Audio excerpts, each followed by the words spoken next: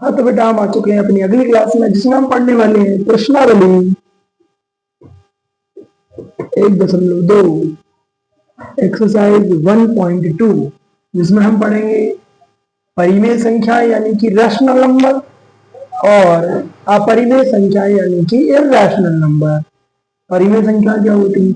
ऐसी संख्या है, ऐसे नंबर जो p अपॉन क्यू के रूप में हो, यानी कि जो अंश बटे हर के रूप में हो, जहां पर नीचे वाली यानी कि हर यानी कि न्यूमिनेटर और डिनोमिनेटर के फॉर्म में होती है, उनको हम परिमेय संख्या यानी कि रैशनल नंबर कहते हैं। p अपॉन क्यू, और q कभी भी जीरो नहीं होता, नीचे वाली नंबर कभी भी जीरो नहीं हो सकता, क्योंकि जीरो से कभी डिवाइड ही नहीं दे सकते आप, ठीक है। और साथ ही साथ जो p और q होते हैं परस्पर सह अभाज्य होते हैं, को प्राइम है। p q r को प्राइम है। को प्राइम का क्या मतलब है? को प्राइम का मतलब है कि उन दोनों में आपस में कोई भी कॉमन फैक्टर नहीं होगा, कोई भी एक ऐसी संख्या नहीं होगी जिससे उन दोनों में विभाजित हो सके। जैसे एग्जाम्पल के रूप में पढ़े, कोई पूछे बेटा यहाँ हमारे पास है 10/15, क्या ये रैशनल नंबर है? क्या ये परिमेय संख्या है? तो क्या हम इसको परिमेय संख्या बोलेंगे? हम इसको परिमेय संख्या बोलेंगे, लेकिन यह इसका सही रूप नहीं है, इसको हमें सूक्ष्म रूप में बदलना पड़ेगा। 5 से कट करते हैं हम, 5 दूनी 10, 5 3 15, तो 2/3 को क्या बोला जाएगा? परिमेय, मतलब क्या बोलेंगे? रैशनल। ये ऐसा नंबर है जहां 3 भी जीरो नहीं है, मतलब डिनोमिनेटर भी जीरो नहीं है। p और q दोनों परस्पर क्या है? सहअभाज्य है। क्या है? सहअभाज्य, यानी कि को प्राइम। आपस में कोई भी ऐसा उनका कोई भी कॉमन फैक्टर नहीं है, मतलब 2 को आपको लोग नहीं काट सकता, 3 को 2 को आपस में परस्पर किसी भी नंबर से विभाजित नहीं किया जा सकता, इसलिए क्या बोलते हैं उसको? सहअभाज्य। क्या बोलते हैं? सहअभाज्य, मतलब को प्राइम, आपस में एक दूसरे के लिए प्राइम होते हैं। क्या होते हैं? प्राइम। 2 3, अब इससे ज्यादा छोटा रूप नहीं हो सकता। 10/15 तो कट सकता था, इसलिए परिमेय संख्या क्या होती है? वे संख्याएं जो p अपॉन क्यू के रूप में होती है और q की वैल्यू जीरो नहीं होती, और p और q परस्पर सहअभाज्य होते हैं, उनको हम परिमेय संख्याएं कहते हैं। रैशनल नंबर क्या होते हैं? These number in the form of p upon q where q is not equal to zero, q कभी भी क्या नहीं होगा? जीरो नहीं होगा। And p and q are coprime, p और q क्या होंगे? को प्राइम होंगे। क्या होंगे? को प्राइम। ठीक, इसके बाद हम पढ़ेंगे अपरिमेय संख्या।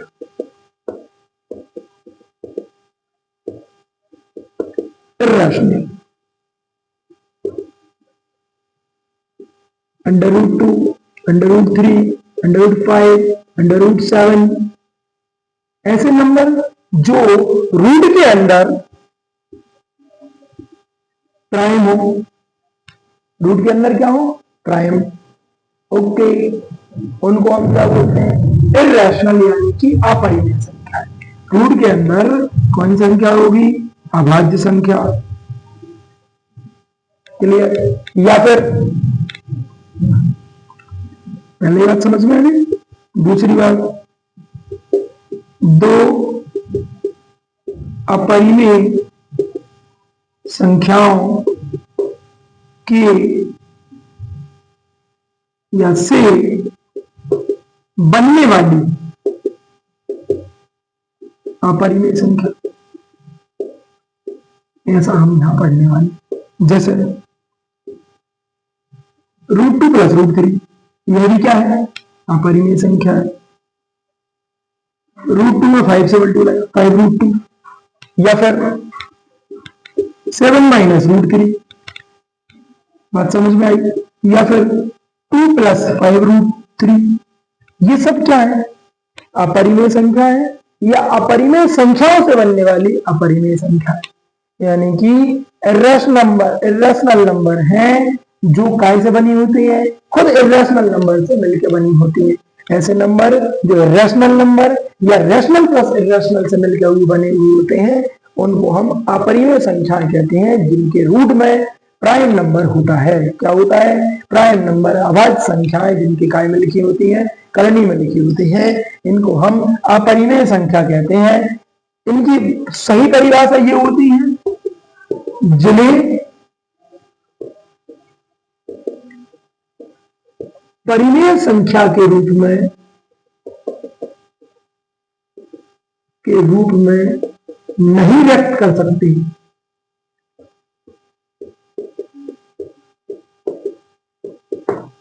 उनको हम क्या बोलते हैं? अपरिमेय यानी कि इररेशनल बोलते हैं।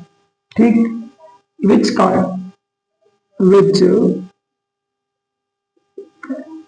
Can not be express in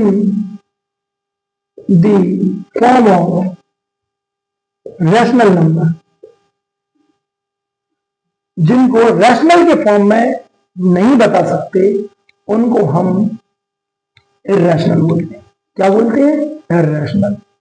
परिमेय संख्या समझ में आया? ऐसी संख्याएं, ऐसे नंबर जो p अपॉन क्यू के फॉर्म में होते हैं, क्यू की वैल्यू 0 नहीं होती और p और q परस्पर क्या होते हैं? कोप्राइम होते हैं, यानी कि सहअभाज्य होते हैं, उनको हम परिमेय संख्या कहते हैं। क्या कहते हैं? परिमेय संख्या कहते हैं।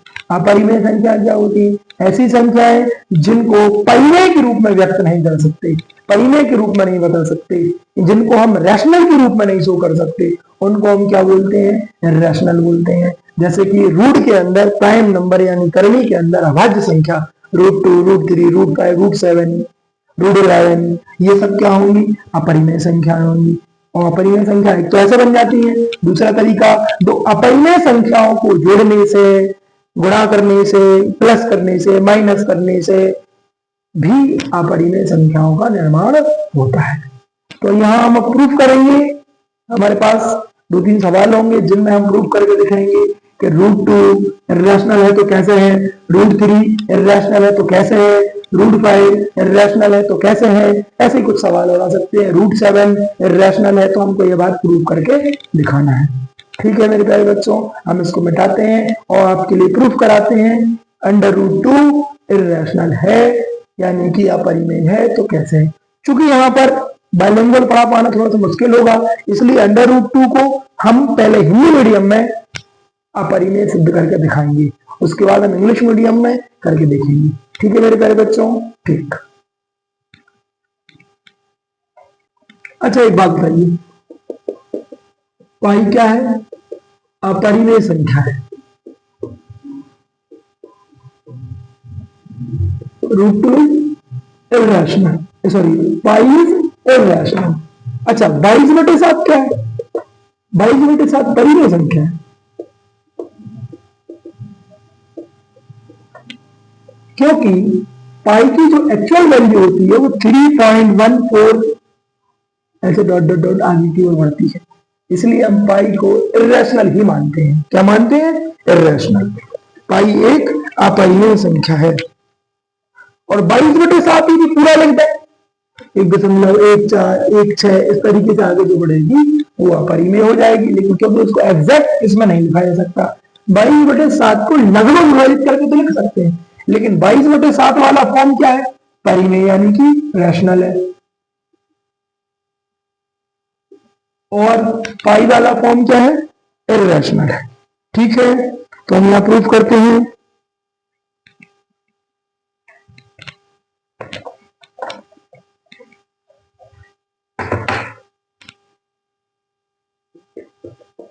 सिद्ध करो,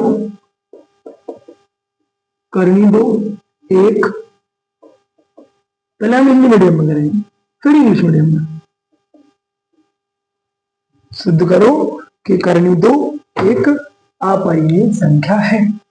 यहां लिखेंगे उत्पत्ति यानी कि प्रूफ।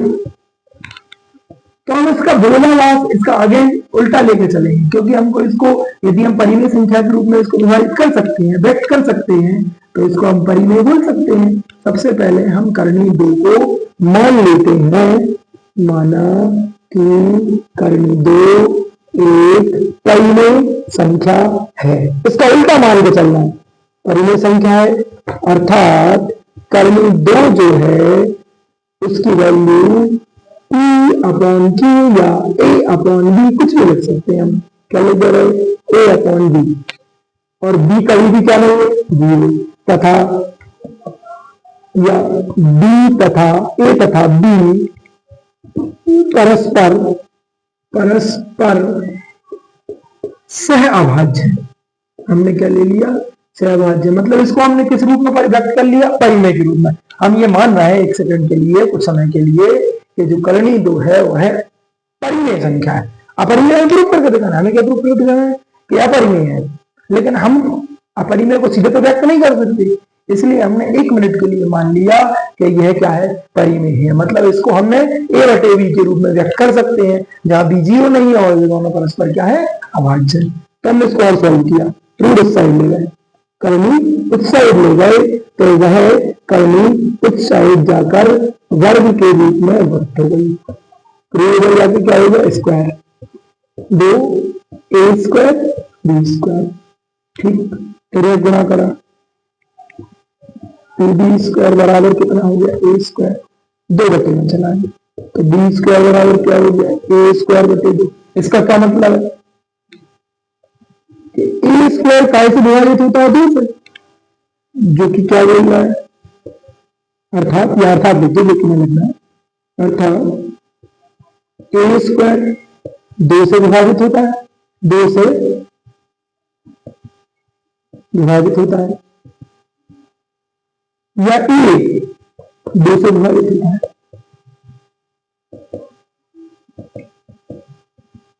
मतलब a में काय से भाग चला जाएगा? 2 से, क्योंकि a स्क्वायर यानी a के बटे में कौन है? 2। क्या बताया हमने? √2 बराबर क्या था? a बटा b। रूट उधर ले गए, ए बी का क्या हो गया? Whole square. अलग अलग स्क्वायर कर दिया, a स्क्वायर b स्क्वायर हो गया, फिर गुणा कर दिया 2b square equal to a square. 2 बटे में चला गया, तो a स्क्वायर बटे कितना हो गया? 2। यानी a स्क्वायर में काय से भाग दे रहा है? 2 से, यानी कि a में काय से भाग जा रहा है? 2 से। हमने यहाँ पे क्या बता लिया? a में काय से भाग जा रहा है? 2 से। यानी a में जब 2 से भाग जाता है तो हमने मान लिया कि उसमें भाग कितनी बार जा रहा है? c बार भाग जा रहा है। कितनी बार भाग जा रहा है? c बार। तो a बराबर कितना हो गया? 2c।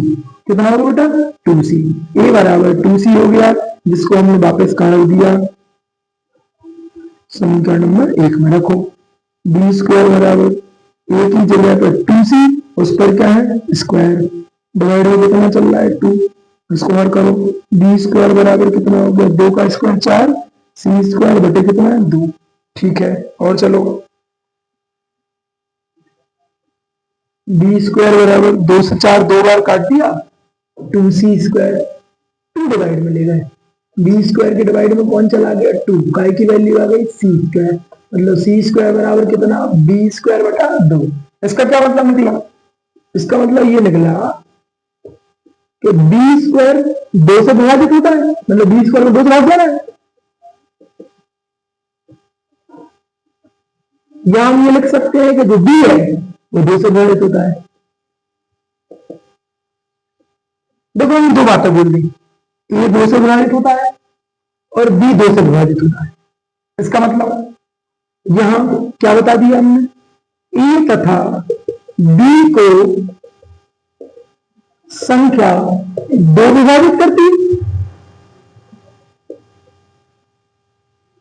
जो कि विरोधाभास है। विरोधाभास यानी कि विलोम है।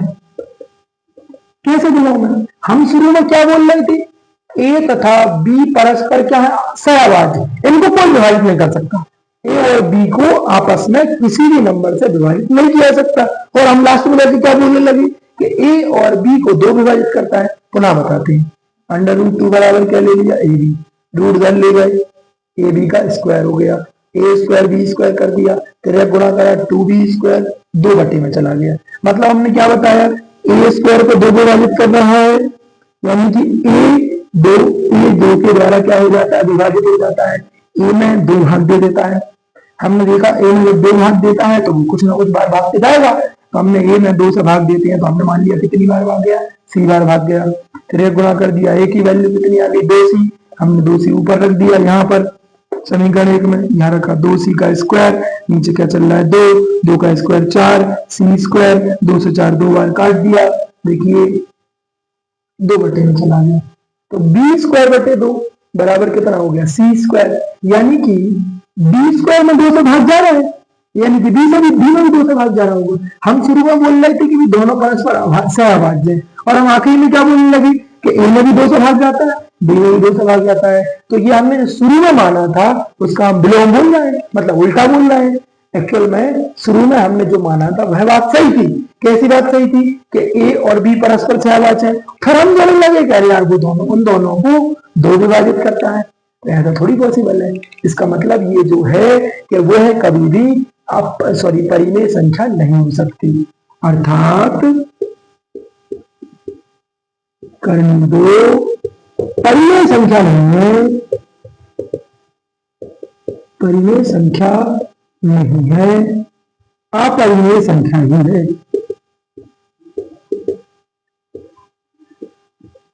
क्या है? अपरिमेय संख्या ही है। मतलब हमको कर्ण 2 को क्या सिद्ध करके दिखाना था? अपरिमेय संख्या। क्या सिद्ध करके दिखाना था? अपरिमेय। हम पुनः बताते हैं शुरू से ही, हमको यह प्रूव करके दिखाना है कि कर्ण 2 अपरिमेय संख्या है। क्या है?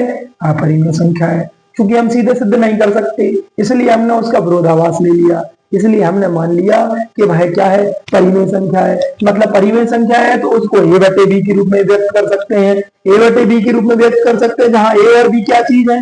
परस्पर सहअभाज्य है। क्या है? सहअभाज्य। उनको कोई भी चीज विभाजित नहीं कर रही है। हमने √2 बराबर ले लिया a b, रूट उधर ले गए तो a बटे b का क्या हो गया? Whole square. अलग अलग स्क्वायर करा, a का स्क्वायर b का स्क्वायर, फिर एक गुणा कर दिया 2b स्क्वायर, 2 बटे में चला गया। a स्क्वायर में काय से भाग गया? 2 से। जब a स्क्वायर में 2 से भाग गया, यानी a स्क्वायर 2 से विभाजित होता है, तो a भी 2 से विभाजित होता होगा। जब a 2 से विभाजित होता है तो इसकी इक्वल हमने क्या मान लिया? c। फिर एक गुणा किया, 2c आ गया, a की वैल्यू 2c यहाँ रख दी, 2c का होल स्क्वायर, 2 का स्क्वायर 4, 2 से 4 2 बार कट गया, 2c स्क्वायर 2 बटे में ले गए।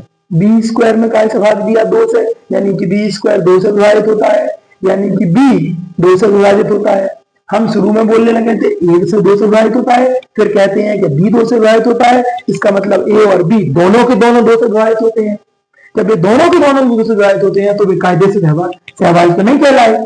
सहभाज्य नहीं कहलाए तो इसका मतलब वह जो है परिमेय संख्या ना होकर अपरिमेय संख्या ही है वास्तव में। ठीक है मेरे प्यारे बच्चों, ये बात आपको समझ में आ गई है। हमने यहाँ प्रूव कर लिया है कि कर्ण 2 जो है वो अपरिमेय संख्या ही है, परिमेय संख्या नहीं है। हमने कुछ समय के लिए मान के रखा कि उसको हम परिमेय संख्या मान लें, जबकि वो ऐसी बात प्रूफ होती नहीं है कि वो परिमेय संख्या की कंडीशन को फॉलो कर पाए। क्योंकि परिमेय संख्या वो होती है कि दोनों की दोनों संख्या सहभाज्य होना चाहिए, जबकि हम जब करके देख रहे हैं तो वो तो एक दूसरे से विभाजित हो रही है, 2 के माध्यम से विभाजित हो रही है।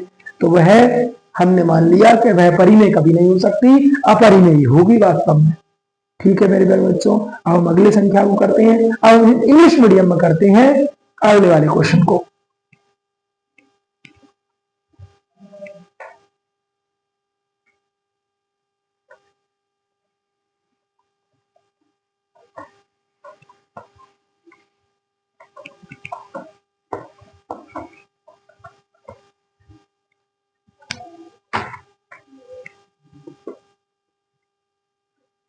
Example number 5.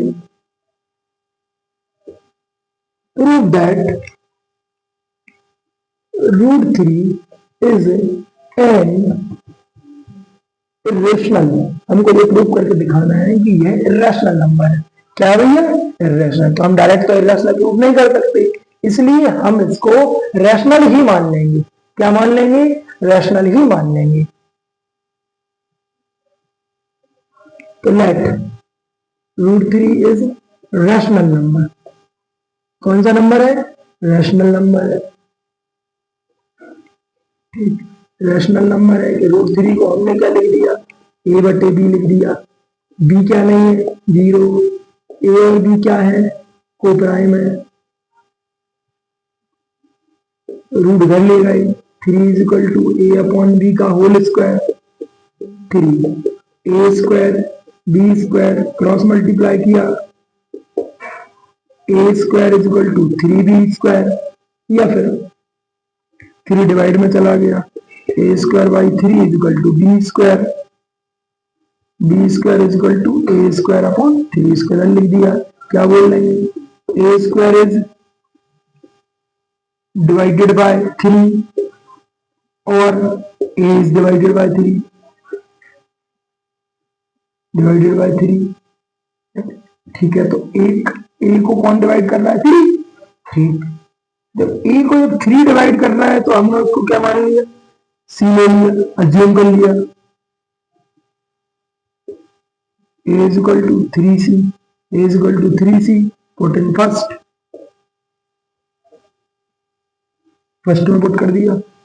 B square is equal to a की जगह पर क्या रखा, 3c whole square divide by 3, a की जगह पर क्या रख दिया, 3c, 3 का square 9c² divide by 3, cut कर दिया, 3c² 3 डिवाइड हो गया,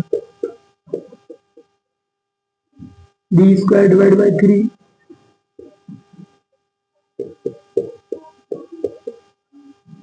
b square divide by 3, b square is divided by 3, b is divided by 3। यहां क्या पता चला, a 3 से डिवाइड है, यहां पता चला b 3 से डिवाइड है। तो क्या पता लगा गया कि a और b का जो कॉमन फैक्टर है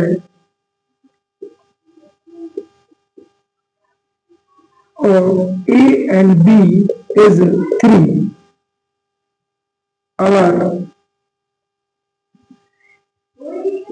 our assumption